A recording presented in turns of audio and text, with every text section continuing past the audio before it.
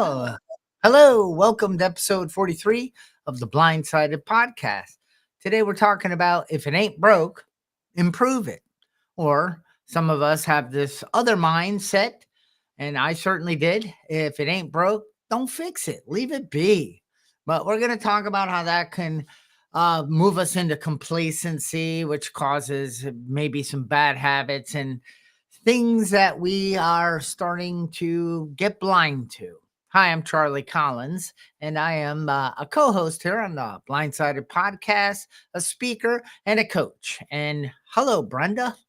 Hi, Charlie. Good morning. That's a great topic. I'm excited about this topic today. My name is Brenda Hayden. I'm the founder of Time for 10. We're an emotional awareness coaching service. We teach people how to challenge their conditioned thinking so that they can lead a better life, and get to the exact nature of the things that bother and trigger them. And I'm excited to be here today. We have a thriving YouTube channel. Go visit it at Time for a 10. And there's a presence on TikTok too, if you want to head out there. Great to be here this morning. Oh, and I'm the co-host of this podcast. I always forget to say that because I just figure it's assumed. But you know what they say about the word assume? Yeah, it makes an ASS out of you and me. Yep. I like that. Yeah. So it's good to be here. Good to be have a wonderful Christmas and a little break these 2 weeks. And now we're coming to the end of the year. So I was thinking, what am I not seeing? Whether it's in my environment, my mind, my physical body, what are things that it's okay. It's working. Why bother taking a look at it? Now I have a mind that does seem to like to improve or create a better system or process in order to do something faster. Because I like speed, and I realize that most things I do, I try to do fast. And I mean, then I catch myself say, why am I doing this fast? I remember Molly once, I was coming out of the shower and booking through the room and getting dressed, and she's like, are you late to something? No, I don't have an appointment. Oh, it looks like you're in a marathon getting out of the bedroom. Oh yeah, whoops. And then I slow down. But what do you think about what things that are not broken in your life, Brenda, that you kind of maybe look at and say, how can I improve this? That's a great question, Charlie. Just taking a minute to think about that, to slow down long enough to think about, am I happy? Am I enjoying my job? Do I like my routine? Am I working out the way I like to? The list could go on and on if you just stop and take an inventory of, are you happy in your day-to-day with what you're doing? And if you just made a list, am I happy in my day-to-day with what I'm doing? And just make a list of what you're doing day-to-day and figure out what brings you joy and what doesn't. It's a great way to start, to pause and take a look at it, shine a light on it, see what's going on. Ask the questions. Which I didn't answer the question because there's a big long list.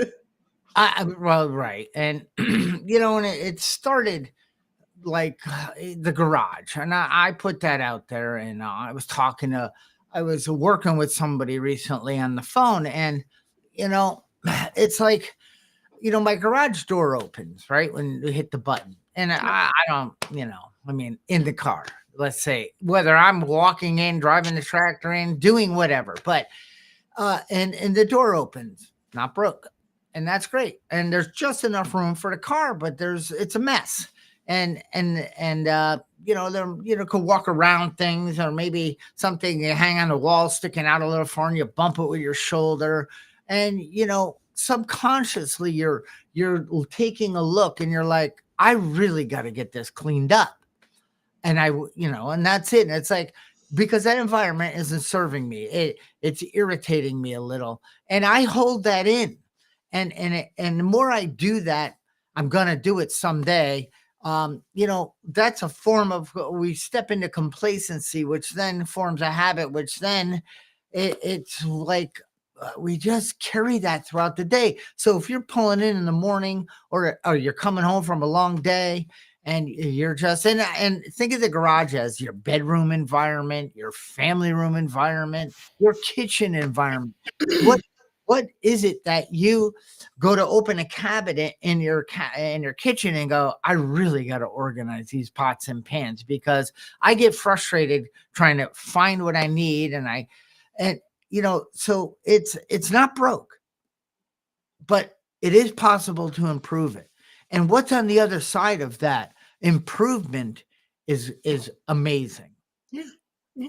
What is coming into my awareness, Charlie, is motivation. You're talking about motivation to do something differently that's going to, improve your life or your environment.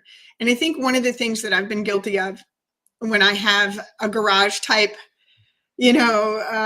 opportunity is I have this all or nothing thinking. Like, so I got to do the whole garage right now, right? I got to get this done. I got to get it off my plate. I got to do the whole garage. And I think I set myself up for failure when I think that way. I could go in and say, okay, for the next 30 minutes, I'm going to work on the garage today. One small goal on one day. And then over time, if you do 30 minutes 2 or 3 times a week, over time, that garage is going to start looking great.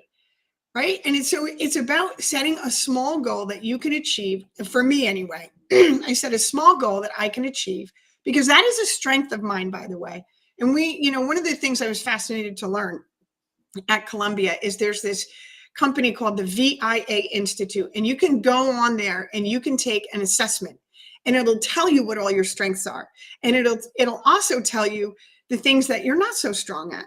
And what the research studies show is that if you improve on your strengths, forget about the things that you're not so strong at. If you improve on your strengths, the things that you're not so strong at will organically get better, right? And people kind of make that mistake. They're like, oh, I'm weak at this. They judge themselves as weak.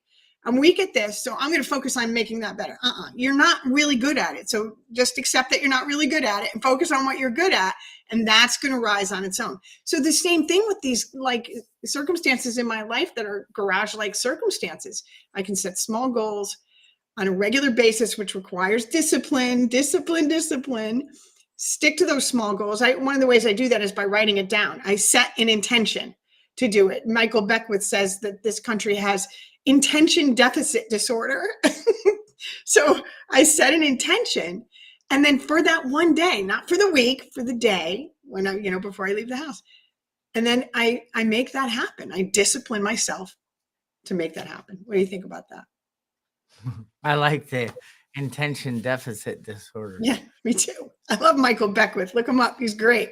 Oh, he is. Oh. So so one of the things that wasn't broken, but I want to improve it is I noticed when on these podcasts, I move a lot, I got energy flowing through my body, and I'm like, and I'm watching myself like, stop moving. Of course, I can't hear me because it's a recording. And then I started practicing. And then I'm not listening because I'm going, don't move. But over time, I really, I touch it. And I'm just like, and it's not that I'm nervous. It's just that energy is flowing. And my body likes, and you mentioned it. I said, oh my gosh, I am moving so much. And you're like, yeah, you do that all the time. Not, you said it in a playful way, like, that's you. Yeah. Yeah, but I want to improve that. Brenda, I started working with some sighted people. First, in life, I worked with people with blindness, right? Well, not first, but for many years.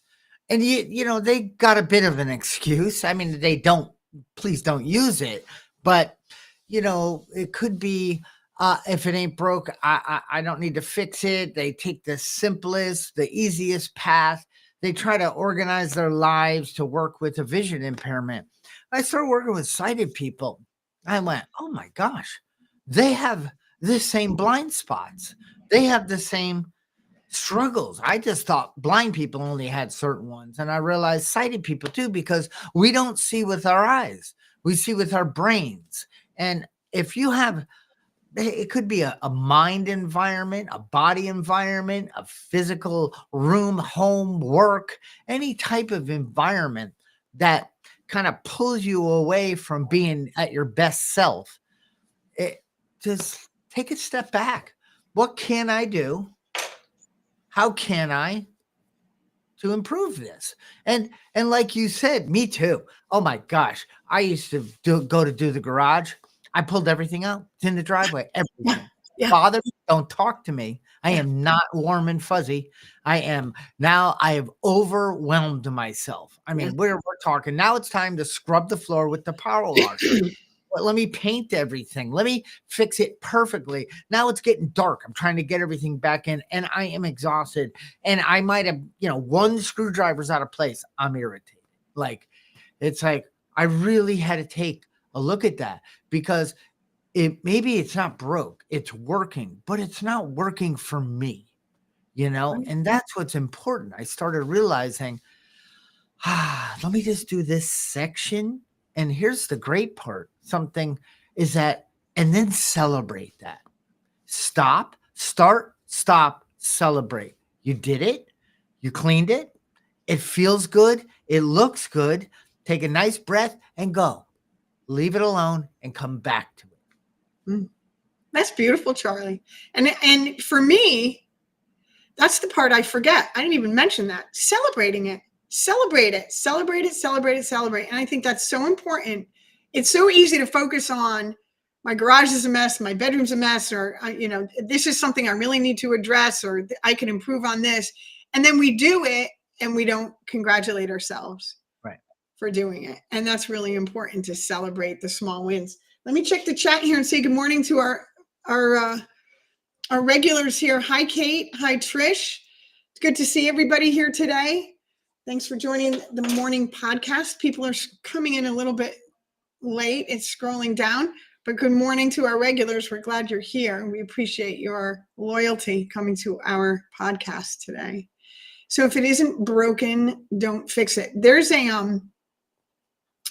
another thing that you came into my awareness when you were talking about this, Charlie, and that's, oftentimes in the past, I would wait till things became a crisis before I fixed it. I only made a change when I was in enough pain or discomfort to make that change with whatever it was.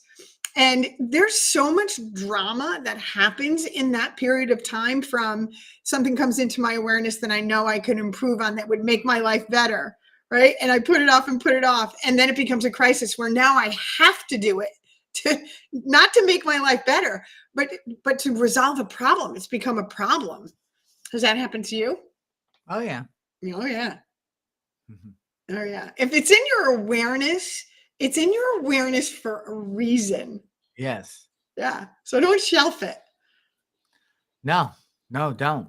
Because each of those denials of the awareness, they just don't help. They form, it could start the forming of a bad habit. It could be I'm a victim. It could be I feel sorry for myself. It could be I'm angry that nobody else is showing up to fix this area of my life. And so those things all can happen, Brenda. And I see it all the time with computers. And I'm not going to use any names, but there's like, let me try to find that. Well, didn't it get sent to you? And do you have a system in place that, and I have been getting better and better and better, because I can't stand looking for something that I know I'm going to need someday. It's a picture, it's a quote, it's something. And oh man, with this new Copilot AI stuff, it searches my computer and looks on the, I love it. But it's like, why do I want to frustrate the heck out of myself? I can't believe I had 2 talks with this person on the phone, and I didn't take the moment to put her name in, his name in. Now I got to go back and look through and listen to that voice, several voicemails, to find that one. Oh, this is it. I think, oh yeah, this is the one. Let me call it. Oh, hey, and I still don't take the time to put the name in. It's like, why? I finally got sick and tired of being sick and tired. I'm legally blind. I don't need to add more looking, searching. I need to be more organized. Why is that always bubbling up? Because it's always in my awareness. How Mm, can I improve this to lessen the frustration and help me connect to what is possible? beautiful. Beautiful. And Trish just asked the same question. She said, how do you overcome that? Like, how do you overcome letting Oh, something get to a crisis before you make that change? And it's an excellent question. And, Charlie just said it, and I said it before. It's when it comes into your awareness, it comes into your awareness for a reason. A lot of times it'll cross our minds, it'll come into our awareness, and we'll be like, oh, yeah, I'll look at that later. Or we don't pay attention. We don't stop long enough to pay attention that which is being brought right in front of our eyes. I mean, if you notice it, then it means it means that you're supposed to look at it. Would you agree? oh, yes. Yeah. Yes, and then I fight that and I get mad and then, hello, welcome to my world. But I'm constantly, this is a new shirt, so it's It's really bothering me. nice. I I gotta commented on it clean it. earlier. Christmas It is present for gonna be broke. So and Fred. so Brenda, I mean, I do video editing, I do all this stuff on the computer, right? Mhm. And you gotta have a title, a description, then you need keywords and you need emotional triggers, right? And then you gotta design a thumbnail and you've got to put a certain amount of words only on it. You got to make sure they're searchable. Then you got to do links, and then you got to, and I was all over the place. And I'm like, wait a minute, I've got to create a workflow. And on top of legal blindness, magnification, using adaptive tools, setting up microphones, cameras, lighting, and it's like I don't even give myself credit sometimes. It's like I should know better. I should know more than this. I should be the best at this. And it's like, hold on. So I create systems and then checklists because nothing worse. I did it recently. I sent an email out. I duplicated the email. So that meant it just brought my theme and template over. And then I changed what I want, but I forgot to change the subject. It made no sense. And I went, darn it. So what do I got to do? It wasn't broken, but I could improve that. Right. So I create a checklist. I don't have to check the box. It's just like, okay, I did this. I did this. I know how to use the video on the timeline, how to open things up, move things around. I can now take something with several different tracks. So that means audio, video, pictures, transitions, also call outs, lower thirds. And I'm sorry, I know this is probably German to some people, but I can take all of that and compile it into a done video in a short amount of time now and then upload it. And that took because I was doing it wrong. And then I said, wait a minute, how can I create a workflow that works for me? It might not be the one for you. So nobody can do it for me. I can get ideas from listening to you. I can get ideas from listening to somebody on YouTube.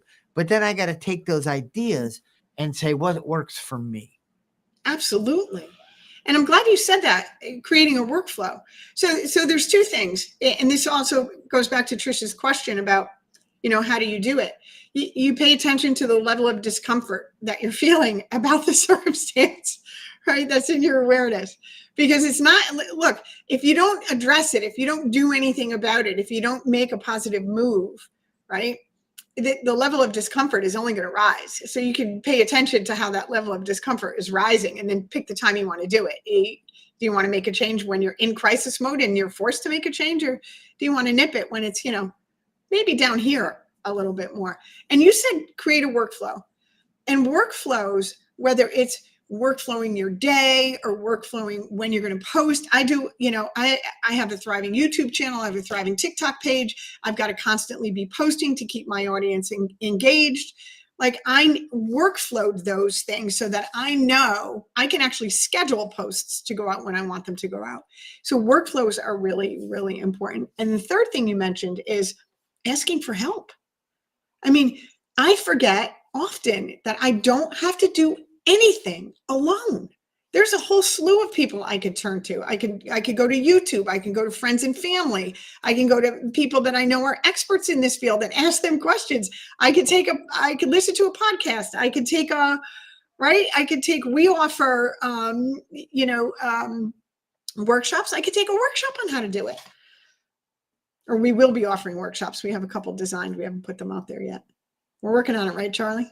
Yes, ma'am. Yes, ma'am. We certainly are, and we will be doing that.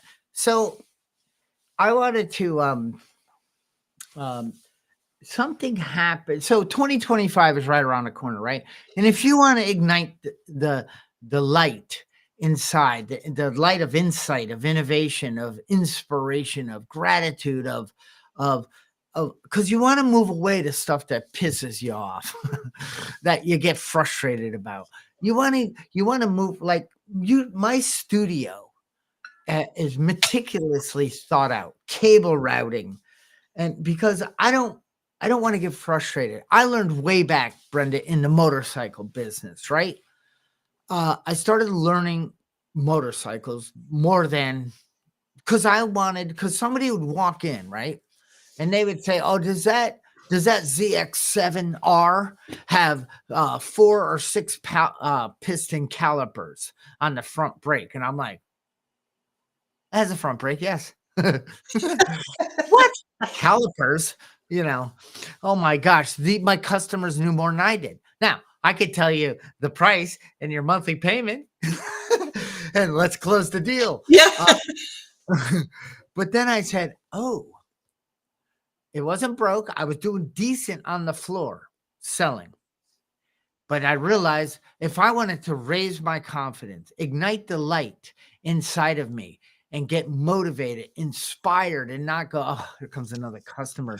I get to get embarrassed again." No. So I went and started pulling the manuals from all these things and reading everything. And I went to magazines and I read.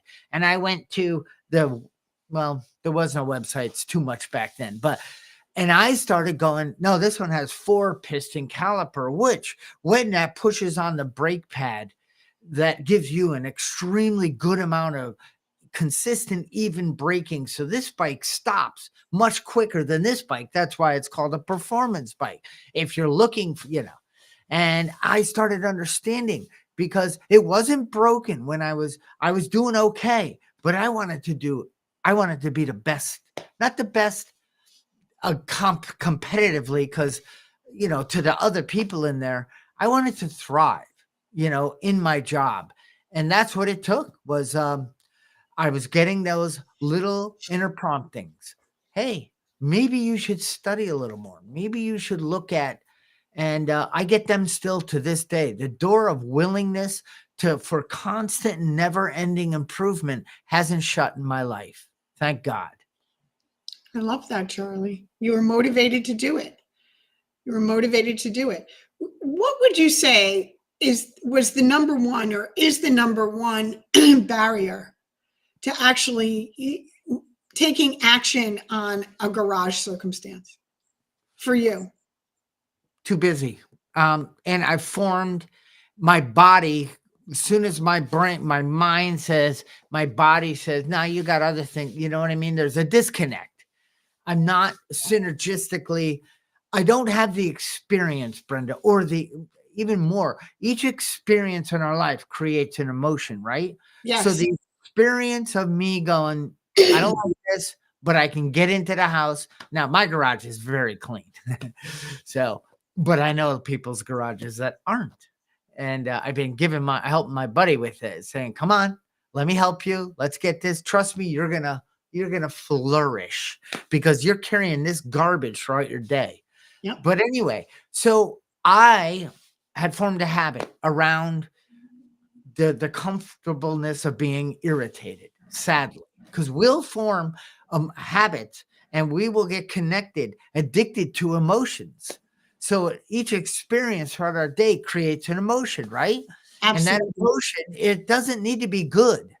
It could be tightness or whatever, but I'm addicted to it. Like that's my go-to. Our most practiced way of living for many years was selfishness, dishonesty, full of fear, taking actions based on me getting what I want and not worrying about what other people get. That I was a prey to misery and depression. I was full of fear. My emotional natures I couldn't handle. I mean, I was addicted to that on top of alcohol and drugs. And because I use those things to solve my mind vice grip constantly. So back to the garage, and then I'll pass it on to you. I finally realized this experience is creating this emotion. What if I just, like you said, I stopped doing the whole thing and let me arrange these two shelves. Let me pull everything down. Do I need this? Is it serving me? And, I got a little problem with, I might need it someday. Tools, forget about it. I'm keeping them all. Don't even go there. But, like a light that I haven't used in 8 years. I might need it someday. So I've gotten better. Molly's probably cracking up somewhere in the house. But anyway, that's how, Brenda, I said, what would it look like? How would I feel if I came in and my workbench area was well lit, organized, and I wanted to go to it? Yes. That's what I did. I started visualizing my success, and then I took the action, and that visualization became true. Absolutely, Charlie. Saying that word a lot today. You're spot on. There's two things that go on for me, right? One is the story I tell myself. Right? It's the story I tell myself. So I'll put in a solid day's work, and I'll come home from work and I'll be like, you know what? I deserve to just sit in front of the TV and eat some pretzels or bad food. Like, I deserve to just relax right now and do this. And I look at that circumstance, that garage circumstance or whatever it is, as a chore. Instead of as like an opportunity to feel good. Instead of like, I get to go work on my garage for a little while instead of, I have to go victim, poor me, like, right? I get to go do something that's going to make me feel good. That's not the story I come home telling myself after a hard day at work or a challenging day or even a good day. Even when I come home on a good day, I'm like, I don't want to spoil my mood. Let me just go relax, right? And I don't look at these opportunities as ways to grow, ways to expand, that I'm going to actually, just what you said, I'm going to get up tomorrow morning and I'm going to feel really good that I made that step towards a goal that I really want to accomplish. That's something that is going to possibly even change my habitual thinking. So we think we need to challenge our belief system first, that when something like that comes into our awareness, it's an opportunity. It's not a chore. If I look at it as a chore, I'm already checked out. If I'm looking at it as something I have to do, I'm already checked out. So I need to change my narrative about it. And I need to do what you just said. I totally love that. And I do it all the time. I visualize it. I close my eyes and I picture the end result.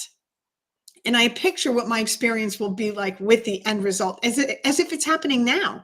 And the emotion that gets tied to that is beautiful and it's motivating and it puts an energy out there that I want to feel again.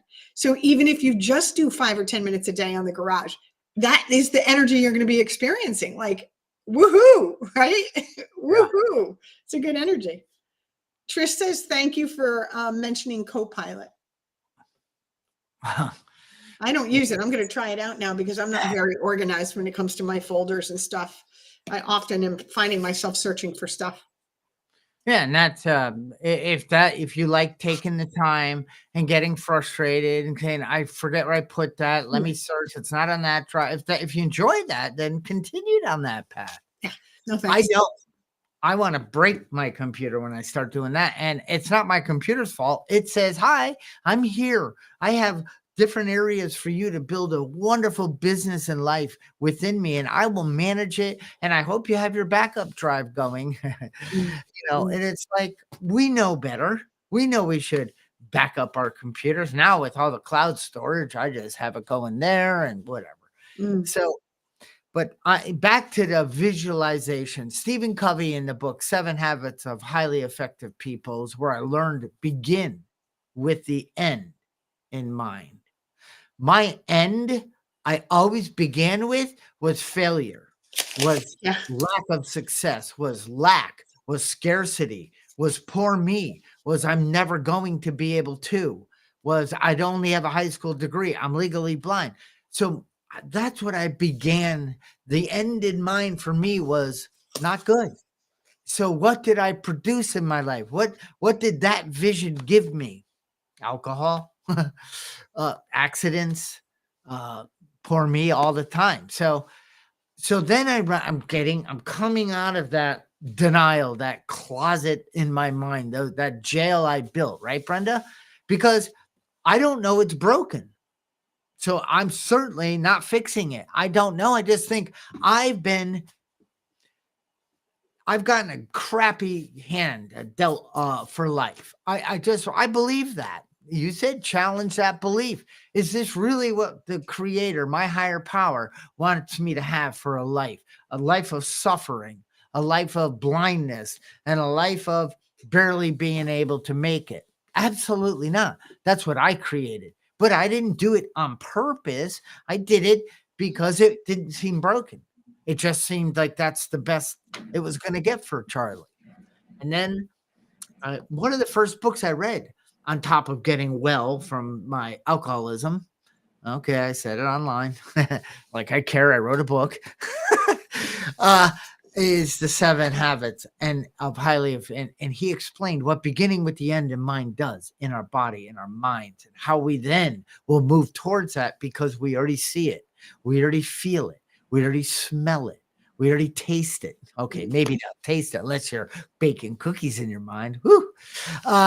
You know what I mean? And then he gives an example, Brenda. This guy's out, he is just sawing a tree, and he's been there all day.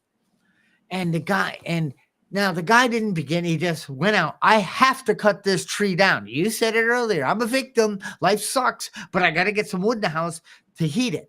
This is terrible. And he's cutting, and he's 8 hours. I mean, he's cutting forever. It's a big tree. And somebody comes into the woods and says, "Hey, buddy, why don't you stop and sharpen the saw?" I don't have time. I got to cut this tree. And it's like, pull out the saw. Nothing like a sharp chainsaw. Oh, and sharpens the blade, takes the time to organize the folders, to make the garage neat. And then he begins with the end in mind. He sees 5 trees coming down that day because halfway through, he pulls out the saw, he sharpens everything, goes back, and tree goes down in an hour. That's what I needed to learn. Absolutely. Absolutely. You know what came into my awareness while you were telling that story? Pick a smaller tree. Get a damn It's a chainsaw. smaller tree, dude. You get it done faster. It's way You back. never do 5 small trees, and then you're not without any wood. Molly says, thank you for the visualization. I can't say it either. Thought it's a great reminder. And she said, thank you. Yeah, visualization is really important, to just think about, just to picture yourself having that goal that you're setting for yourself. Yep, I love it.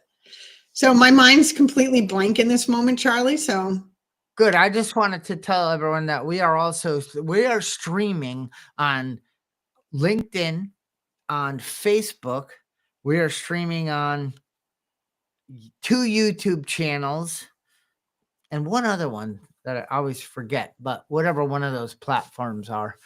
We are actually streaming on several platforms at once. And the nice thing is, in this system, is that everywhere we stream, Brenda, it records it and leaves it there for people to watch. And, I got some notice from you on, they picked a few videos and said, "You've hit 2,500 views." I'm like, I did? That's great. You mean Brenda and I in the podcast. So, and then I noticed that I'm getting a lot of activity on LinkedIn now. I'm not doing anything. except posting these videos. I'm not doing that. The system is. Yeah. The system, and that's what the game of life. You want to make it easier. Right now, Brenda, you and I showed up. We logged in and we've already done all this testing and we get to do what we do. Host a podcast and dive into the thoughts and the solution and the blocks and just kind of work things out and talk about our topic. But can you imagine if I remember in the day, we had to put these key codes in. We had to have Facebook open and then make sure it was playing on this one and that one. And now these systems have been created by very smart people so that podcasters, whatever you want to call the people that are streaming like this, can do what they do best and not fumble with the keys, even though I still need to do that. Yeah. And this is a really fun podcast to do, Charlie. And I wanted to also mention, in case people don't know, that Charlie and I are proud to announce that we are both guides now on the Soul app.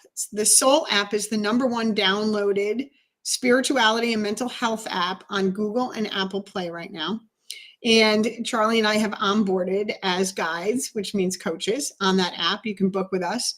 But the app also offers all kinds of different traditions that you can learn about. I'm learning Buddhism on the Soul app, daily affirmations, things you can share with people. They just rolled out something called Soul Circles, so you can build a community for yourself. And we're just really proud to be part of that collaborative. SOL. SOL. Thank you, Charlie. So it's Soul Technologies and it's Get Soul, GETSOL.app. Enjoy. And make sure you friend us if you guys get on Soul. Make sure you friend us. Yeah. And mine is From Frustration to Freedom. And I do a course in there with those who sign up with me. And in business, Brenda, when I'm moving into business coaching too. Really, the game of life is business, right? So it's all same thing. But I want to do From Frustration to Profits. Oh, I love that. I have to disagree, though. I don't agree that the game of life is business. I believe the game of life is heart. Podcast Heart now. And soul. Heart and soul, Charlie. Heart and soul. I'm just saying there's systems and processes that run a really good business, and there's systems and processes that run a good home. 100%. That's what I meant. And, let me just go to OSHA for a minute. Do you realize if this is interesting to you, if it ain't broke, improve it. Take a look at it. How can we? If that's something like this, really, I love this. Well, you could make a real good business out of this. OSHA is constantly on top of businesses because if we go into work and we do the same thing over and over, we get complacent and there's injuries and people get killed at work. There's so many problems that OSHA is monitoring the fact that something isn't broken, it works, but it needs to be improved. And you must stay vigilant, constant vigilance, and especially manufacturing and things. But I saw it in my own company, Brenda. It's like when everybody got used to doing things a certain way, then I would introduce something new. Let's try. This seems, because I see it. I see we can serve our customers better. We could do a better marketing campaign. We can do something better. I'm beginning with the end in mind, but we all got to learn a few new tactics and styles of working with our computers or with our customers. I would have a weekly Saturday meeting. We do role playing, have a blast in it, but it was all to constant, never ending improvement because I am no different than anyone else. I can fall into a familiar comfort zone. And when you tell me, or you provide feedback around that saying, there's a better way, I get aggravated. Like, shut up. I didn't ask. But I realize that, so I got to stay awake to me doing the same things over and over and expecting different results. Yeah. The thing is, Charlie, we get comfortable in our patterns. We get comfortable in routine. We get comfortable in what's familiar, and doing something different always feels like putting on a pair of shoes that's 2 sizes too small. It just does. until you get in the habit of, like, I've gotten in the habit of just doing it, even if it's uncomfortable.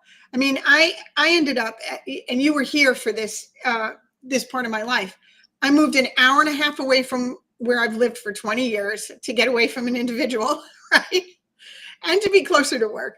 I had to start my life over in a different town, find different meetings, different community, different supports. Then I started graduate school, and now I have to fit that all in. Then I started a business. I had to fit that all in. Like, I didn't, like, wake up and jump out of bed in the morning and say, woohoo, I get to do all these new things. I was petrified. Petrified to move, petrified to go to school, petrified to start a business.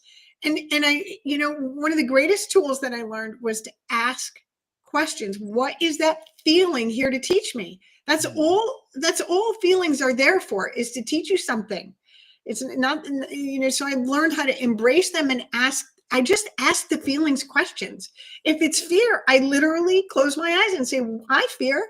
What are you here to teach me? Hey, pain, what's going on? What are you here to teach me? What are you here to teach me? Curiosity, curiosity, curiosity. And that's what got me through all of those really difficult, challenging times. And now I have to say I'm on the other side, right? I graduated from school in May, summa cum laude. I've learned a whole bunch of stuff. I have a thriving business that's coming to fruition that's going to allow me in the next year to be leaving a 9-to-5 job and doing that business full time. I mean, it could not have gone any better. And it was only because it was only because I worked hard, yes, but I was willing to take the next step. My friend, our fellow coach Leanda said, take the first step and the stairs will just appear. And that's exactly what happened. I took the first step and the next stair appeared, and I took the step, and so on and so on. So this stuff really works. It does. And Charlie, you were a big part of my support system, moving through all of these really difficult life changes. And I just say, bless your heart. Thank you so much for everything, including this podcast, by the way, which taught me confidence. And remember when we first started the podcast, I was like, so nervous. And now we're just able to be ourselves. I learned that from you, Charlie. So thank you. No, you're very welcome. Thank you too, because you kicked me in the butt enough. And I need it, and I appreciate that. So, all right. So we're going to bring this to a close. Any other comments or things in the chat that you want to bring to our awareness? I do. Kate says the definition of insanity, and it's so worth repeating as many times as we can, is doing the same thing over and over again. And what, Charlie? And expecting different results. Yeah, not going to happen. No. Thank you, Kate. I know. And the funny thing is, we all know that, and we keep freaking acting like insanes. But hey, you're not alone. That's why we all do what we do, Brenda and I, in the communities. And so anyway, I got this ignite the light of insight, ignite the power within. Give it install a new battery. 2025 is coming. And Brenda and I are going to do a webinar and some series, but we want to, what areas of your life, because 30 minutes in the garage, in your closet, where your clothes are and your shoes. How about your refrigerator, Charlie? How about your refrigerator? Getting rid of that bad food. How about your refrigerator? Yeah. Pick one bad food to get rid of. Go yucca it and say, I'm not going to have this. I'm not going to put it in my body in 2025. Yeah. I started that process in 2007. Started. And it's a constant, never ending process with life. But I'm saying, you want to ignite that, do something. Make 12 areas of your life in each month.